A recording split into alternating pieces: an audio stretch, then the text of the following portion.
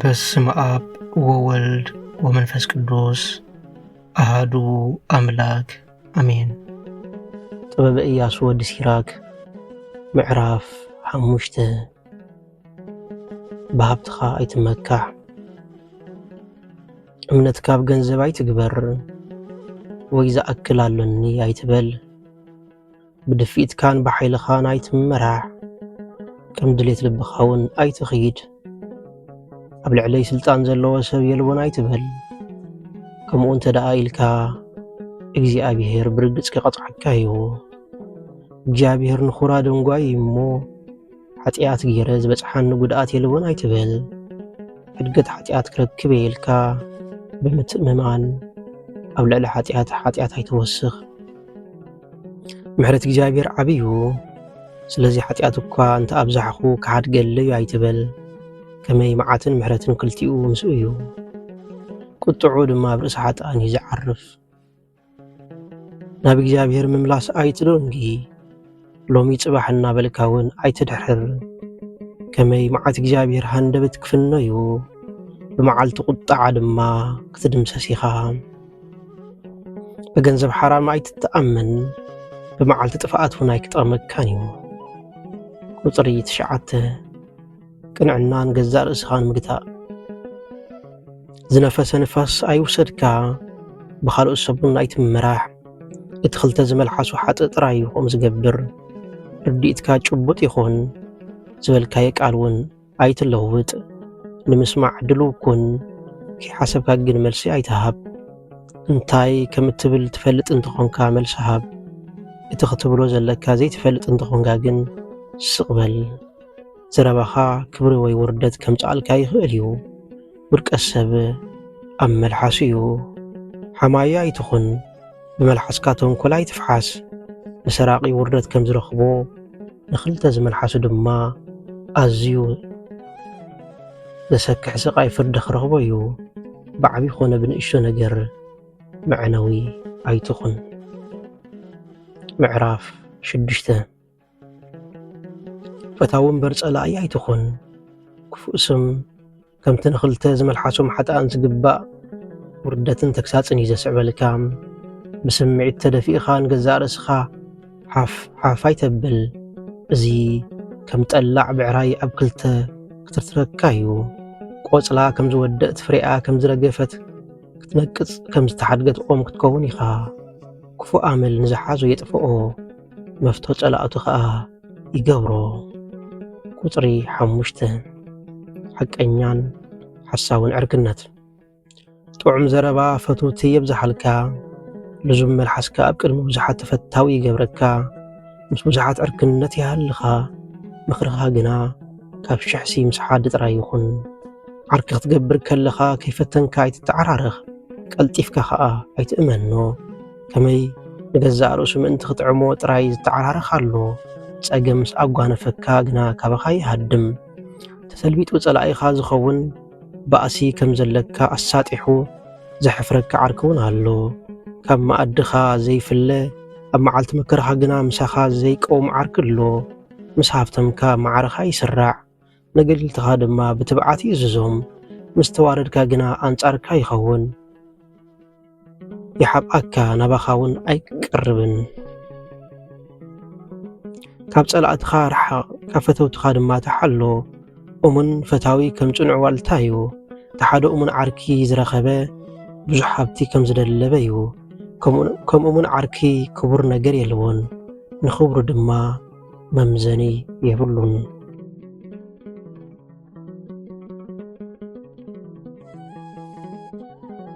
እሙን ዓርኪ ሙሉእ ጥዕና ከም ዝህልወካ ዝገብር ፈውሲ እዩ። ከምዚ ዝበለ ዓርኪ ዝረኸቡ ኸኣ እቶም ንእግዚኣብሔር ዝፈርሁ እዮም። ቁኑዕ ዕርክነት ክገብር ዝኽእል እቲ ንእግዚኣብሔር ዝፈርህ ሰብ እዩ። ዓርኪ እውን ልኩዕ ከምኡ እዩ። ቁጽሪ 18 ካብ ጥበብ ተመሃር። ወደየ ካብ ንእስነትካ ትሒዝካ ስነ ስርዓት ፍቶ፣ ምስ ሸየብካ ኸኣ ጥበብ ክትረክብ ኢኻ። ከምቲ ዝሓርስን ዝዘርእን ጻዕራም ሓረስታይ ኮንካ ምጥበብ ድለያ። ጽቡቕ ምህርቲ ከተፍርየልካ ኸኣ ተጸበያ። ንቑሩብ ግዜ ፃዕሪ ከድልየካ እዩ ድሓር ግን ቀልጢፍካ ካብ ፍሪኣ ክትበልዕ ኢኻ ምስ ዘይተምሃረ ሰብ ጥበብ ኣዝያ ጨካን እያ ትመስል ድኹም ምስኣ ኣይነብርን እዩ ንሳ ንኽትፍትኖም ከም ሓደ ከቢድ እምኒ ሓይሊ ክትፀዓኖም እያ ንሱ ኸኣ ኸይደንጉየ ክድርብያ እዩ ከመይ ጥበብ ከም ስማ እያ ንብዙሓት ድማ ግልፂ ይኮነትን ኣታ ወደይ ስምዓኒ ተግሳፀይ ተቐበል ንማዕዳይ ከዓ ኣይትንፀጎ ንእግርኻ ብመቑሕ ጥበብ እሰሮ ንርዑታ ከዓ ኣብ ክሳድካ ፀዓኖ ሓንጊርካ ያኺድ መቑሕ በርቲዕኒ ኢልካ ኣይትዕገርግር ብኹልንትናኻ ንጥበብ ሰዓባ ብዘለካ ሓይሊ ድማ ንትእዛዛታ ሓልዎ ሃሰስ በላ ከምኡውን ድለያ በዓላ ክትግለጸልካ እያ ምስ ሓስካያ ከዓ ኣይትፈንዋ ኣብ መወዳእታ ነቲ ጥበብ እትህቦ ዕረፍቲ ክትረኽቦ ኢኻ ኣብ ሓጎስ ከዓ ክትልወጠልካ እያ ሽዑ ትመቑሓ ጽኑዕ ዕርዲ ክኾነልካ እዩ ዓርዑታ ድማ ክዳን ክብሪ ክኾነልካ እዩ እወ ዓርዑታ ወርቃዊ ጌጽ መቃውሕ ከዓ ዕጣቕ ክብሪ ክኾነልካ እዩ ንስኻ ከዓ ከም ክዳን ክብሪ ክትክደና ኣብ ርእስኻ ከዓ ከም ኣኽሊል ሓጎስ ክትደፍእ ኢኻ ወደየ ድላይ እንተደኣ ኣሊካ ክትመሃር ኢኻ እንተደኣ ፂዒርካ ከዓ በሊሕ ክትከውን ኢኻ ምስማዕ እንተደኣ ትፈቱ ኾንካ ፍልጠት ክትድልብ ኢኻ ንኽትሰምዕ ጽን እንተደኣ ኢልካ እውን ጥበበኛ ክትኸውን ኢኻ ናብቲ ዓበይቲ ሰባት ዝእከብሉ ቦታ ኺድ ንትፈላጥ ኣላልዮ ምስኡ ኸኣ ልግብ መንፈሳውያን ሰባት ክዛረቡ እንከለዉ ጽን ኢልካ ንምስማዕ ድልውኩን እተን ጥበብ ዝሓዘላ ምስላታት ከዓ ኣይምልቓኻ በሊሕ ኣእምሮ ዘለዎ ሰብ እንተርኢኻ እንጊኻ ብፀሓዮ ኣእጋርካ ድማ ንገዝኡ መገዲ ጻፀ የውፅእ ኣሎ ንትእዛዝ እግዚኣብሔር ኣጽንዓዮ ንሕግታቱ እውን ኩሉ ግዜ ኣሰላስሎ ንኣእምሮኻ ርዲኢት ዝህቦ ንሱ እዩ እቲ ዘለካ ሃረርታ ጥበብ ከዓ ምልኣት ክረክብ እዩ ምዕራፍ 7 ምዕዶታት ክፋእ ዘበላ ኣይትግበር ክፋእኻ ኣይክበፅሓካን እዩ ካብ ሓጢኣት ርሓቕ ንሱ ድማ ካባኻ ክርሕቕ እዩ ወደየ ኣብ ምድሪ 7 ዕፅፊ ፍዳ ከይተፍርየልካ ብዓመፅ ኣብ ዝተሓርሰ ኣይትዝራእ ዓብይ ሽመት ክህበካ ናብ እግዚኣብሔር ኣይትጸሊ መንበረ ክብሪ ክህበካ እውን ንጉስ ኣይትለምኖ ኣብ ቅድሚ ኣምላኽ ኣይትመጻደቕ ኣብ ቅድሚ ንጉስ ከዓ ፈላጥ ምዃን ኣይተርኢ ዓመፅ ንኽተርሕቕ ዝኣክል ሓይሊ እንተዘይብልካ ዳኛ ኮይንካ ንኽትሽየም ኣይትተምነ እወ ሓያል ሰብ ምስ ኣጓነፈካ ብኣድልዎ ከይትፈርድ እሞ ዝነበረካ ጽቡቕ ስም ከይተጥፍእ ንህዝቢ ኣይተዓምጾ ንገዛእ ርእስኻ እውን ኣብ ቅድሚ ህዝቢ ኣይትዋርድ ዝገበርካይ ሓጢኣት ደጊምካ ኣይትግበሮ ድሮኳ በቲ ሓንቲ ግዜ ዝገበርካይ ሓጢኣት ክትቅፅዕ ኢኻ እግዚኣብሔር ነቲ ዘቕርበሉ ብዙሕ ህያባት ጽቡቕ ግምት ክህቦ እዩ እቲ ኣዝዩ ልዑል ዝኾነ ኣምላኽ መባኣይ ክቕርበሉ ከለኹ ክቕበለለዩ ኣይትበል ዘይደክም ጠላይ ይኹን ምጽዋት ኣብ ምሃብ ሸለል ኣይትበል ነቲ መሪርዎ ዘሎ ሰብ ኣይትላግጸሉ ከመይ ዝዋርድን ልዕል ዘብልን ሓደ ኣምላኽ ይበይኑ ነቲ መሪርዎ ዘሎ ሰብ ኣይትላግጸሉ ከመይ ዘዋርድን ልዕል ዘብልን ሓደ ኣምላኽ በይኑ እዩ ምስ ሓውኻ ኮነ ምስ ዓርክኻ ምህዛብ ቢልካ ሓሶት ኣይትዛረብ ልምዲ ሓሶት ዘምጽእ ረብሓ የብሉን እሞ ሓሶት ዝብልዎ ንኸይትዛረብ ተጋደል ኣብ ማእኸል ጉባኤ ዓበይቲ ሃጠው ቀጠው ንኸይትዛረብ ኣይትተንስእ ክትጽሊ ኸለኻ ምድግጋም ኣይተብዝሕ ልዑል ኣምላኽ ዝሃበና እዩ እሞ ጻዕሪ ዘለዎ ስራሕ ወይ ዕዮ ማሕረስ ኣይትጽላእ ኣብ ኣኼባ ሓጢአተኛታት ህዝቢ ድማ ኣይትጸንበር መቕጻዕቲ እግዚኣብሔር ቀልጢፉ ከም ዝመጽእ ዘክር መቕጻዕቲ ሓጥኣን ሓውን ሓሰኻን እዩ እሞ ኣዚኻ ትሑት ኩን ቁጥሪ 18 ምስ ካልኦት ዘለካ ሕብረት ንፈታዊኻ ምእንቲ ገንዘብ ኣይትጥለሞ እወ ምእንቲ ኣብዚ ዓለም ዘሎ ወርቂ ኢልካ ነቲ ናይ ሓቂ ሓውኻ ኣይትጥለሞ ዕድልካ ኣይተጠፍእ ወረጃን ለባምን ዝኾነት ሰበይቲ ተመርዖ ከመይ መጎስ ዘለዋ ሰበይቲ ካብ ወርቂ ኣዝያ ትሕረ ነቲ ዕዩኡ ብእምነት ዝፍጽም ኣገልጋሊኻን ነቲ ብተወፋይነት ዘገልግለካ ወዓላይካን ኣይተዓምጾም ነቲ ለባም ዝኾነ ኣገልጋሊኻ ከም ገዛእ ርእስኻ ጌርካ ኣፍቅሮ ሓርነቱ ድማ ሃቦ ከብቲ እንተኣለዋኻ ጓስየን ዘርብሓ እንተኾይኑ ማሓዘን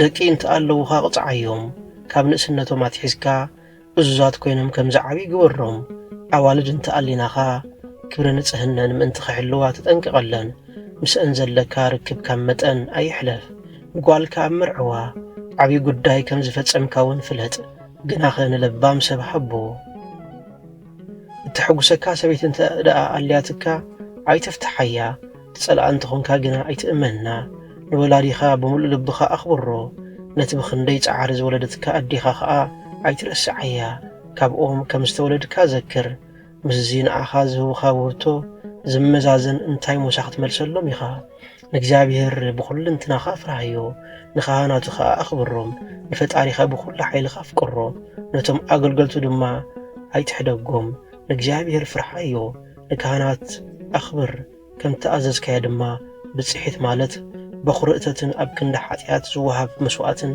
ናይ ዝስዋዕ እንስሳ 2 ኢድን እቲ ምእንቲ ጽድቂ ዝቐርብ መስዋዕትን በኹሪ እቶት ናይ ቅዱስ ዘበለ ኹለን ሃቦ በረኸትካ ፍጹም ምእንቲ ክኸውን ንድኻታት ሓግዞም ብሕይወት ንዘሎ ኹሉ ብልግሳሃብ ንምውት ከዓ ሕያውነት ኣይትንፈገሉ ንዝበኺልን ግጸሎም ብዝሓዙን ከዓ ሕዘን ንሕሙማም ኣብ ምብጻሕ ሰገጥ ኣይትብል ከምዚ ዝበለ ግብሪ ተፈታዊ ዝገብረካ ኣብ ትገብሮ ዘበለ ኹሉ መወዳእታ ኸዘክር ኃጢኣት እውን ኣይክትገብርን ኢኻ ምዕራፍ 8 ሚዛናዊ ምዃን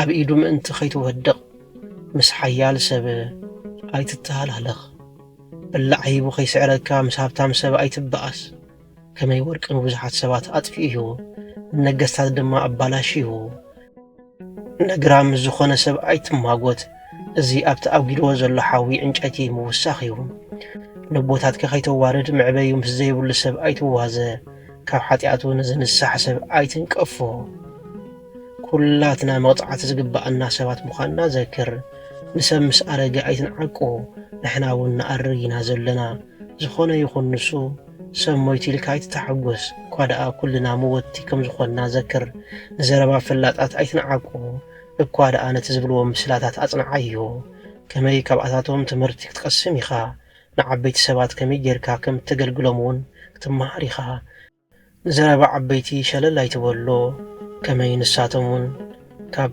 ኣቦታቶም እዮም ተማሂሮም ካብ ኣታቶም ምስትውዓል ክትድልብ ኢኻ ኣብቲ ዘድልየካ እዋን እውን ከመይ ጌርካ ክትመልስ ከም ዝግባአካ ክትመሃር ኢኻ ኃጢኣተኛ መመሊሱ ኃጢኣት ንኽገብር ምኽንያት ኣይተሃቦ እንተ ዘይኮነ ንገዛእ ርእስኻ ኣብቲ ንሱ ዝኣጐደ ሓዊ ክትጥበስ ኢኻ ከይስልበጠካ እሞ በቲ ዝተዘርብካየ ቓላት ገይሩ ከየጥቅዓካ ምስተገለ ዘየብሉ ዳንደ ሰብ ክትዋሳእ ኣይትኽይድ ካባኻ ንዝሕይል ሰብ ኣይተለቅሕ እንተ ደኣ ለቂሕኻያ ግና ከም ዝጠፍአ ጌርካ ገምቶ ካብ ዓቕምኻ ንላዕሊ ኣብ ዝኾነ ዋሕስ ኣይትኹን እንተ ደኣ ተዋሒስካ ግና ክትከፍሎም ከም ዘለካ ገሚትካ ሕሰበሉ ንዳኛ ኣይትኽሰሶ ስልጣን ስለ ዘለዎ ንሱ ይዝራትዓካ ጾር ከይኮነካ ምስ ዳንደ ሰብ መገሻ ኣይትኺድ ከመይ ንሱ ባህ ከም ዝበሎ እዩ ዝገብር በናቱ ዕሽነት ከዓ ንስኻ ክትጠፍእ ኢኻ ምስ ቁጥዕ ሰብ ኣይትበኣስ ኣብ ጸምጸም በረኻውን ምስኡ ኣይትኺድ ንዕኡ ደም ምፍሳስ እምንትን እዩ እንታይ ከም ዝወልድ ስለ ዘይፍለጥ ነቲ ብምስጢር ክትሓዝ ኣለዎ እትብሎ ነገር ኣብ ቅድሚ በዓድ ሰብ ኣይትግበሮ ሓጐስካ ምድርባይ ምእንቲ ኸይኮነካ ምስጢርካ ንዝኾነ ሰብ ኣይትግለጽ ስለ ቃላቱ ስም እግዚአብሔር ኣምላክና በኣና ብድኹማት ባሮቱ ይኽበር ይመስገን ወስብሃት ለእግዚአብሔር